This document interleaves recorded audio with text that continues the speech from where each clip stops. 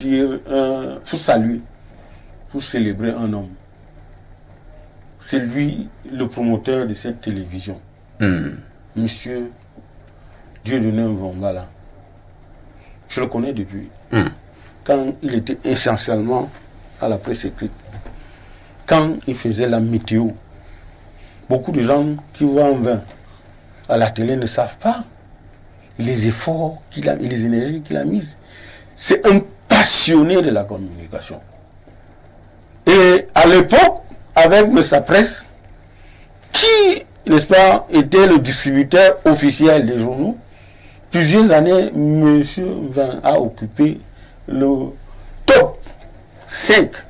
Et il a même été plusieurs fois le meilleur, n'est-ce pas, dans les kiosques, le meilleur vendeur avec la météo. Quelques années après, il a ajouté un autre quotidien qui s'appelle Info Matin. Moi, je suis dans la presse écrite. Si vous n'avez pas les couilles en place, si vous n'avez pas des énergies, si vous n'avez pas, vous n'aimez pas le métier, vous ne pouvez pas faire déjà un quotidien, maintenant en faire deux.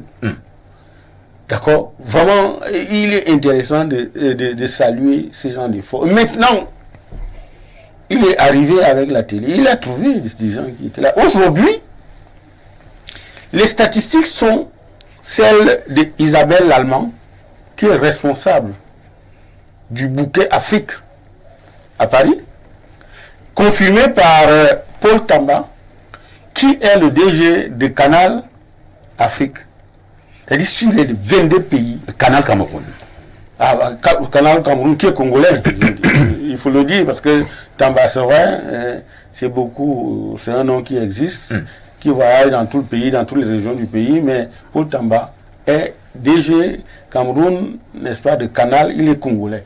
Alors les deux ont réussi à confirmer que sur les 22 pays qui ont le bouquet Canal, je ne parle pas des chaînes de télévision parce que chaque pays peut en avoir 20. Quand vous arrivez au Cameroun, c'est environ une quinzaine. C'est-à-dire que dans les 22 pays, si on multiplie par 10 en Afrique, n'est-ce pas, on a environ 200.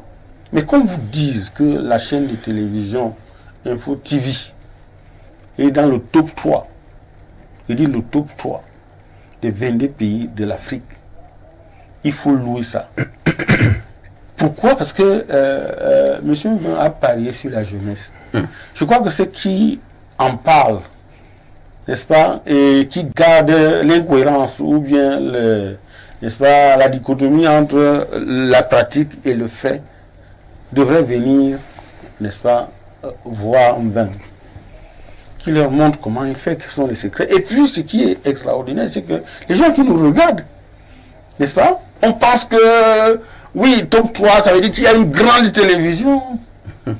Pourtant, il y a des moments où on rafistole, il y a des moments où la clim ne donne pas. Il y a des moments où ce sont les caméras qui ne donnent pas. Mais l'engagement, la force du personnel, des jeunes qui travaillent dans cette télévision, aujourd'hui, en l'espace de quelques temps, vous êtes devenus, n'est-ce pas, avec vos deux programmes, Espace Miné et Libre Expression, les programmes phares. Libre Expression, c'est le programme phare du dimanche, incontestable, n'est-ce pas? Mais il n'y a pas les moyens, d'où l'appel que je veux lancer, un appel qui vient de l'extérieur. Pas celui de quelqu'un qui fait partie des effectifs de Dieudonné Mvombala. Que les gouvernants, et je pense que une initiative comme celle-là, une doléance comme celle-là peut être portée par le député. Ça tombe bien, comme oui, parce que est là. je parle et je me regarde, l'honorable est souvent porteur d'un ensemble d'initiatives qui réussissent. C'est-à-dire que avoir une jeune télévision qui est classée dans le top 3, c'est-à-dire quand on est dans le top 3, on peut être premier, on peut être deuxième, on peut être troisième, on ne peut pas être quatrième en passant, en montant. Donc, on se dit que, honorable, je vous parle la main sur le cœur, n'est-ce pas, faites même une pétition, c'est pas une pétition, faites même, je ne sais pas comment vous appelez ça, toujours est-il que ça soit quelque chose favorable à l'épanouissement, à une dotation en matériel.